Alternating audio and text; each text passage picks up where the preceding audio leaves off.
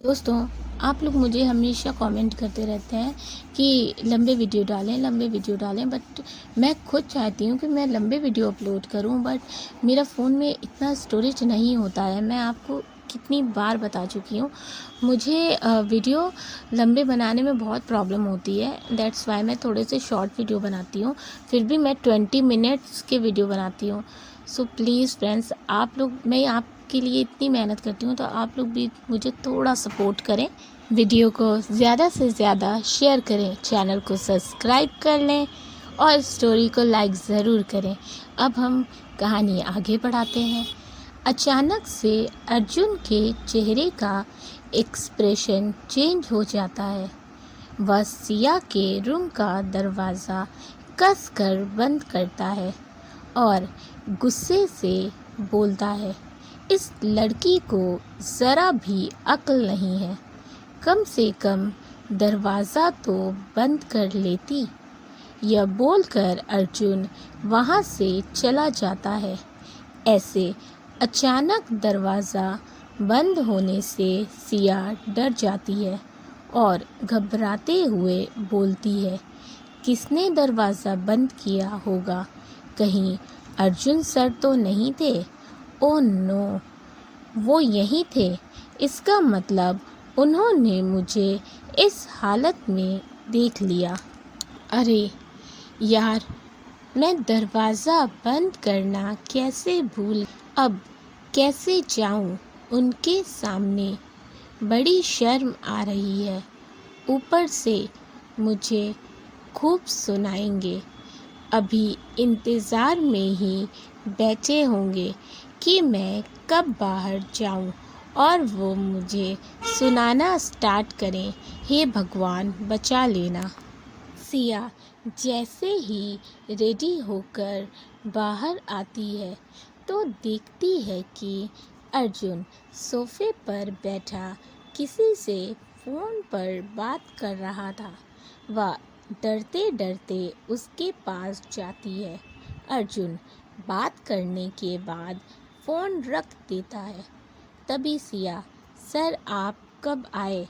अर्जुन घूरते हुए बोलता है, तुम कैसी लड़की हो?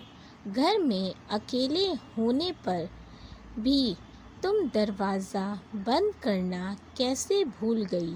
सिया बोलती है, मैं भूल गई, सॉरी सर। अर्जुन, ऐसे कैसे भूल गई तुम? इतनी लापरवाह कैसे हो सकती हो? तुमने मेन गेट भी बंद नहीं किया था। अगर कोई अनजान इंसान घर में आ जाता तो? जानती हो ना कि यह कितना आउट एरिया है। तुम इतनी बड़ी गलती कर कैसे सकती हो? सिया, सॉरी सर, दोबारा ऐसा नहीं होगा। अर्जुन, नेक्स्ट टाइम ध्यान देना। यह बोलकर अर्जुन सोफे से उठता है और वह पैकेट सिया को देते हुए बोलता है, यह लो, मेरी वजह से तुम्हारा फ़ोन ख़राब हो गया था, इसीलिए मैं यह नया फ़ोन लाया हूँ। सिया तो यह देखकर हैरान हो जाती है। वह कभी फ़ोन को देखती तो कभी अर्जुन को। अर्जुन, अब ज़्यादा सोचो मत, और हाँ, दोबारा तुमने अगर इसमें वही सॉन्ग वापस लगाकर मुझे डिस्टर्ब किया ना, तो मैं इसको भी पानी में डाल दूँगा। सिया, नहीं नहीं सर, अब ऐसा नहीं करूँगी। सिया तुरंत वह पैकेट ले लेती है। अर्जुन अपने रूम में चला जाता है। सिया मुस्कुराते हुए बोलती है, अर्जुन सर इतने भी खड़ूस नहीं है। इधर सिंगानिया मेंशन में प्रभाकर हर्षवर्धन के पास आते हैं कुछ पेपर्स लेकर। प्रभाकर, हर्ष से यह कुछ पेपर है, इन पर तुम्हारी सिग्नेचर चाहिए। हर्षवर्धन, कैसे पेपर्स हैं यह? प्रभाकर थोड़ा घबराते हुए बोलते हैं, वह एक्चुअली वर्मा से जो हमारी डील हुई थी, बस उसी के पेपर है। जिस पर तुम्हारी साइन चाहिए ताकि हम उस डील को आगे बढ़ा सकें। हर्षवर्धन, अच्छा ठीक है, तुम इन पेपर्स को यहीं टेबल पर रख दो, मैं बाद में इसे अच्छे से पढ़कर सिग्नेचर कर दूंगा। प्रभाकर का मुंह उतर जाता है। वह ड्रामा करते हुए बोलते हैं, क्या हर्ष, तुम्हें मुझ पर भरोसा नहीं? तुम्हें अपनी दोस्त पर भरोसा नहीं है? हर्षवर्धन, ऐसी बात नहीं है, तुम गलत सोच रहे हो। मैं तो बस, अच्छा ठीक है, लाओ दो, मैं अभी इस पर सिग्नेचर करूँगा। प्रभाकर, कोई ज़रूरत नहीं है, रहने दो, अब तुम इसे अच्छे से पढ़ लेना, तभी करना। हर्षवर्धन, अब तुम नाराज़ मत हो यार, मैंने तो बस ऐसे ही बोल दिया था, मैं तुम्हें हर्ट नहीं करना चाहता था मेरे दोस्त, तुम मेरे सबसे अच्छे दोस्त हो। भला मैं तुम पर शक कर सकता हूँ? मैं तो तुम पर आँख मूंद कर भरोसा करता हूँ। ऐसा अब दोबारा मत कहना। वह पेपर्स मुझे दो। तब प्रभाकर पेपर्स हर्षवर्धन को दे देता है। हर्षवर्धन जैसे ही पेपर्स पर सिग्नेचर करने वाले होते हैं, तभी सर्वेंट उन दोनों के लिए जूस लेकर आता है। प्रभाकर उसे जूस की ट्रे टेबल पर रखने को बोलते हैं। वह जैसे ही टेबल पर रखने वाला होता है कि तभी ट्रे उसके हाथ से छूट जाती है और पूरा का पूरा जूस पेपर्स पर गिर जाता है।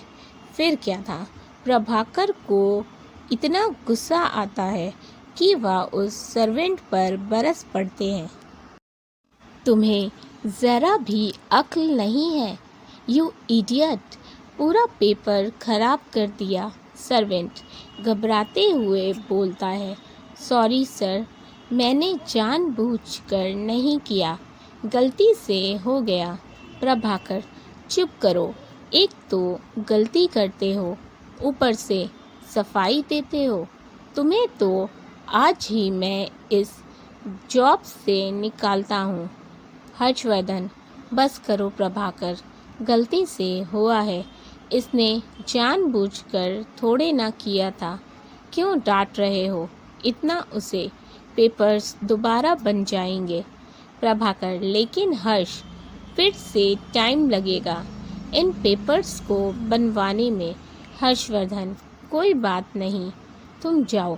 और हर्षवर्धन उस सर्वेंट को जूस को साफ करने को बोलते हैं। प्रभाकर का मुंह गुस्से से लाल हो गया था, लेकिन वह चाह कर भी कुछ नहीं कर सकते थे। इधर रात के वक्त माही जब सो रही थी, तब आरव हर्षिता के पास जाता है। हर्षिता गुस्से से लाल रूम में बैठी थी। तभी आरव रूम का दरवाज़ा नॉक करता है। हर्षिता, कौन है? आरव उसके रूम में आता है। आरव को देखकर हर्षिता खुश हो जाती है। आरव उसके पास जाता है। उस वक्त उसकी आंखों में गुस्सा साफ नज़र आ रहा था। हर्षिता, आरव तुम यहाँ? आरव, तुमने ऐसा क्यों किया हर्षिता? हर्षिता, क्या किया मैंने? आरव, ज़्यादा भोली बनने की कोशिश मत करो। तुमने मुझे अचानक क्यों खींचा था, जिससे मैं तुम्हारे ऊपर गिर गया? तुम मेरे और माही के बीच गलतफहमी पैदा करना चाहती थी। हर्षिता, यह क्या बोल रहे हो तुम मुझे गलत समझ रहे हो आरव। आरव, गलत तो मैं तुम्हें पहले समझता था। मुझे लगता था कि तुम मेरी अच्छी दोस्त हो, पर तुमने मुझे गलत साबित कर दिया। हर्षिता, गलत कह रहे हो आरव, तुम मुझे कभी समझ ही नहीं पाए। मैं तुमसे बचपन से प्यार करती हूँ, पर तुमने कभी मेरा प्यार देखा ही नहीं। ऐसा क्या है उस माही में जो मेरे अंदर नहीं है? अभी भी वक्त है आरव, प्लीज़ तुम उसे छोड़ दो और मुझसे शादी कर लो। हर्षिता आरव के करीब जाते हुए बोलती है, मैं तुम्हारे बगैर एक पल भी नहीं रह सकती। आरव उसकी इस हरकत से शॉक्ड था। वह गुस्से से हर्षिता को खुद से दूर करते हुए धक्का देता है। तुम्हारा दिमाग खराब हो गया है क्या? पागल हो गई हो तुम? हर्षिता, हो गई हूँ पागल।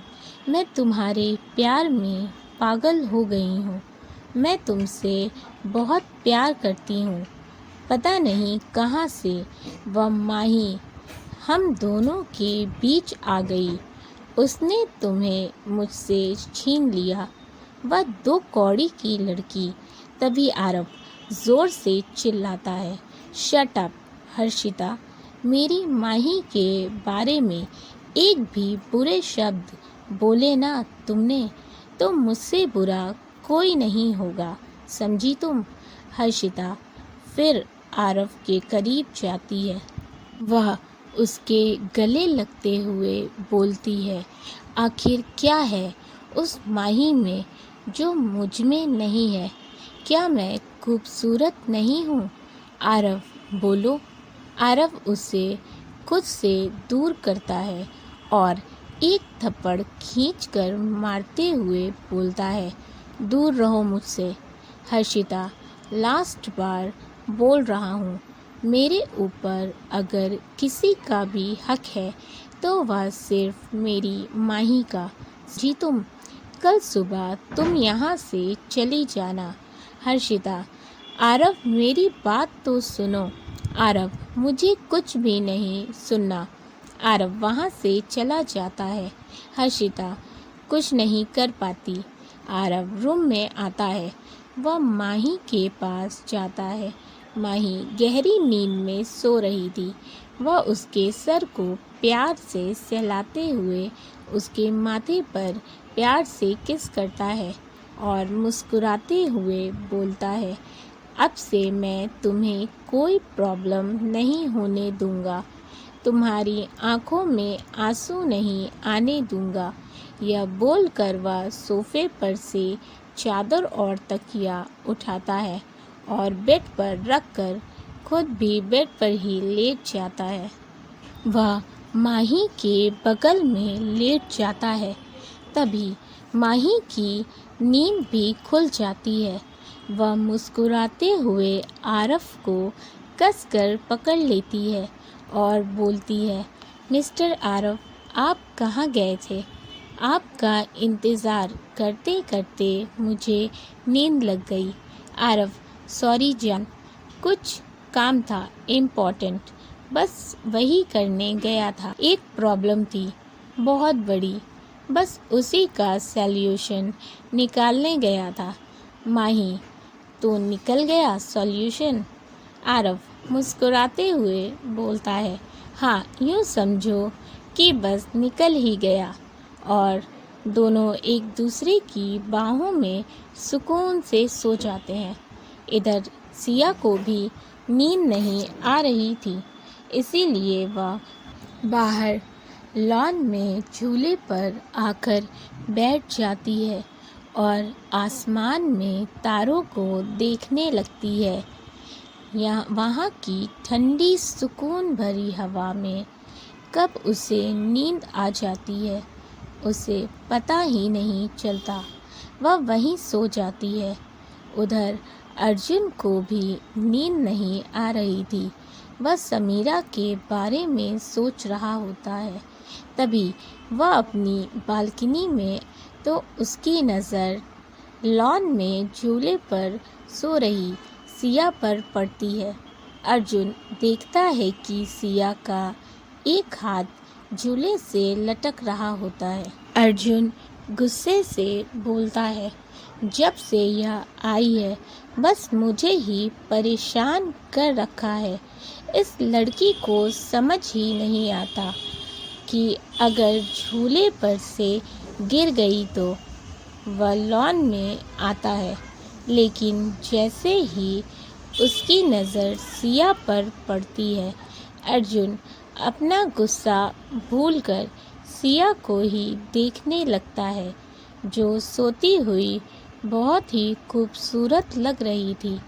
उसका मन ही नहीं हुआ कि वह उसे उठाए, लेकिन अर्जुन उसे इस तरह बाहर सोता हुआ छोड़ भी नहीं सकता था, इसीलिए वह सिया को उठाने की कोशिश करता है। लेकिन सिया इतनी गहरी नींद में सोई थी कि अर्जुन के कई बार जगाने पर भी नहीं उठती। तब अर्जुन को ही उसे अपनी बाहों में उठाकर उसके रूम तक ले जाना पड़ता है। वह उसे बेड पर लेटाकर उसके सर के नीचे पिलो लगा कर उसे ठीक से चादर उड़ा देता है। अर्जुन मन में सोचता है, आज पहली बार है जब मैंने किसी लड़की को अपनी बाहों में उठाया है। अर्जुन की नज़र वापस सिया के फेस पर टिक जाती है, लेकिन जल्दी ही अर्जुन अपने होश में आ जाता है। अर्जुन, तुम और लड़कियों से अलग हो सिया, क्योंकि आज तक मैंने किसी भी लड़की को अपने इतना पास कभी नहीं आने दिया जितना आज तुम मेरे थी, और तुरंत वहाँ से अपने रूम में चला जाता है। अगले दिन आरव ब्रेकफास्ट कर रहा था, तभी हर्षिता अपना लगेज लेकर बाहर आती है। आरव उसे इग्नोर करके मज़े से ब्रेकफास्ट कर रहा था। तभी माही नीचे आती है तो हर्षिता को ऐसे जाते हुए देखकर हैरान हो जाती है। वह मन में सोचती है, यह हर्षिता अपने आप ही घर से जा रही है, पर ऐसा कैसे हुआ।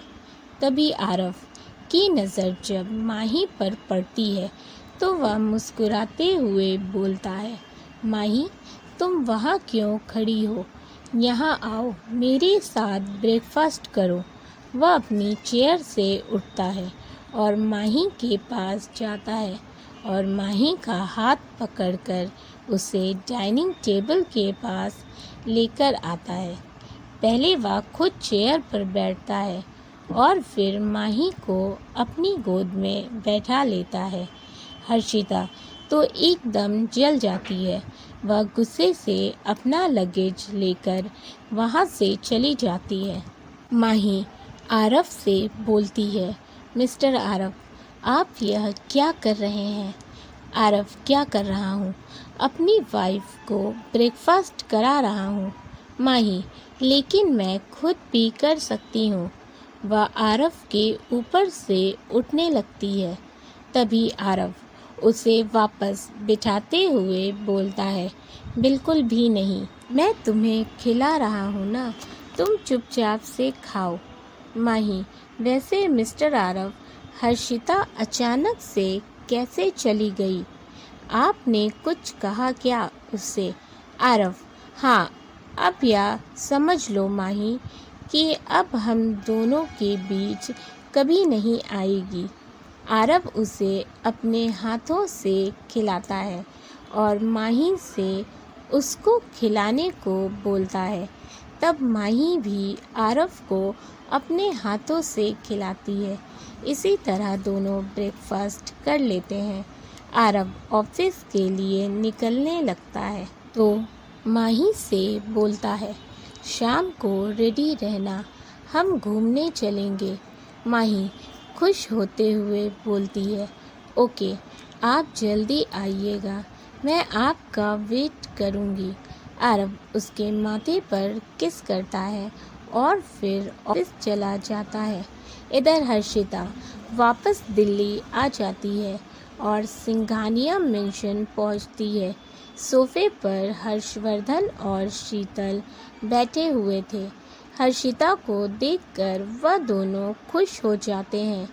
हर्षवर्धन, हर्षिता मेरी बच्ची, तुम वापस आ गई। आरव और माही कैसे हैं? माही का नाम सुनते ही हर्षिता चिढ़ जाती है, लेकिन अपने गुस्से को काबू करते हुए बोलती है, ठीक है शीतल, लेकिन बेटा तुम इतनी जल्दी क्यों आ गई? थोड़े दिन और रह लेती, उनके साथ एंजॉय करती। हर्षिता, मुझे आप सबकी बहुत याद आ रही थी, इसीलिए वापस चली आई। वैसे मॉम डैड कहाँ हैं? शीतल, बेटा वह दोनों अपने रूम में हैं। Harshita, okay thank you aunty. दोस्तों, अगर आपको स्टोरी अच्छी लगी तो वीडियो को ज़रूर लाइक करें, चैनल को सब्सक्राइब करना बिल्कुल ना भूलें। साथ ही अपने फैमिली एंड फ्रेंड्स के साथ भी शेयर करें। अपनी फीडबैक हमें ज़रूर दें। Thank you for watching and keep supporting. Love you all, bye.